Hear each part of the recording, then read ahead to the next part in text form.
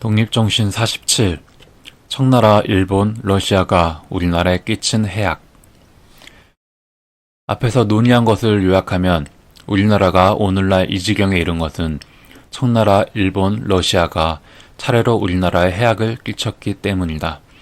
그러나 이 같은 해악은 그 나라들이 주도했다기보다도 우리가 자초한 점이 많다.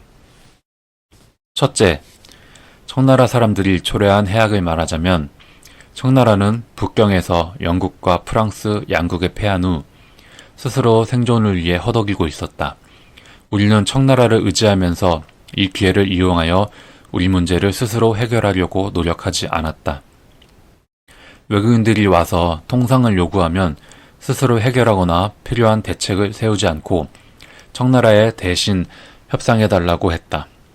음흉한 청나라 사람들이 어찌 어리석은 나라를 농락하며 이득을 챙길 마음이 생기지 않았겠는가. 청나라 사람들은 겉으로는 세계 여론을 따르는 척하면서 실제로는 그들 마음대로 행동했다. 그들은 군대를 보내 한양에 진을 치고 마음대로 돌아다녔으며 우리의 내정에 개입했고 대원군을 잡아갔으며 심지어 황제폐하 앞에서도 무례하게 행동했다. 청나라 상인들은 한양 성안에서 우리나라 사람들과 섞여 살며 장사를 했다. 본디 각국과의 통상조약에는 외국인들은 한양에서 십리밖의 거류지를 정하고 거류지 외에는 우리나라 사람들과 섞여 살지 못하도록 규정해 놓았다. 그러나 청나라 사람들은 청나라에는 통상조약이 적용되지 않는다 하며 한양 시내에서 장사할 수 있는 특권을 주장했던 것이다. 이에 따라 다른 나라 사람들도 청나라 사람들과 같은 대우를 받아야 한다면서 성안에 들어와 장사를 하게 되었다.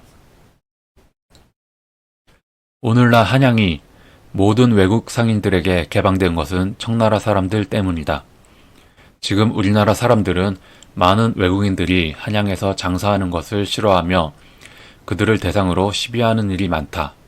그러나 아무도 이것이 청나라 사람들이 초래한 해악이라는 것을 알지 못하며 또한 청나라 사람들이 한양에서 장사하는 것을 막지 못한 우리 정부를 책망하지 않고 있다. 동학난으로 말하자면 우리나라에서 우리 백성들이 일으킨 난리였으므로 우리 힘으로 진압했어야 했다. 그러나 우리 정부는 스스로 진압할 생각은 하지 않고 청나라를 끌어들여 청일전쟁이라는 큰 전쟁으로 확대되었던 것이다. 청일전쟁 후 맺은 강화조약에서 일본은 조선의 독립을 보장한다고 했지만 우리는 수치스러움을 면하기 어렵게 되었다. 이 모두가 청나라로 인하여 해를 입은 것으로 그것은 우리가 자초한 것이다. 둘째, 일본으로 말하자면 그들은 우리나라의 독립을 확실하게 하고자 30년 가까이 청나라와 협상하며 우리나라와 조약을 맺은 것으로 보아 우리나라를 해칠 의도가 없는 것은 분명했던 듯하다. 그러나 우리는 스스로 문제를 처리하지 못하고 청나라를 끌어들여 결국은 청일전쟁이 일어나게 했다. 청일전쟁조차도 어느 면에서는 우리를 도와주기 위한 전쟁이라고 하겠다. 그러나 우리가 자립하기 위한 노력은 하지 않고 항상 남을 의지하려고 하다가 마침내 러시아로 하여금 개입하게 했다. 이것은 우리가 일본에 의지하다가 당하게 된 피해이다. 셋째, 러시아로 말하자면 본디부터 동양과 서양에 걸쳐 영토를 확장하려는 야욕이 있었지만 우리가 문제를 스스로 잘 해결해 나갈 때는 감히 불순한 생각을 하지 못했다. 그러나 우리가 그들에게 지원을 요청하여 그들에게 내정에 간섭할 기회를 주자 이것의 기회로 우리나라의 영토와 주권을 침해하려 하면서 지금의 전쟁으로 비화되었다. 우리나라가 그 같은 피해를 당한 것은 우리에게 자주정신이 없고 다른 나라에 의지하다가 당하게 된 것이다. 우리나라가 이 세 나라의 차례로 당한 피해는 우리가 다른 나라의 지원을 요청한 결과로 일어난 것임을 분명히 알아야 할 것이다. 우리가 이를 깨닫고 다른 나라에 의존하여 나라를 위태롭게 하는 일이 다시는 일어나지 않도록 경계해야 할 것이다. 우리나라가 한 번 더 해를 당하게 된다면 우리나라는 다른 나라의 수중에 들어가서 국권을 상실하게 될 것이다.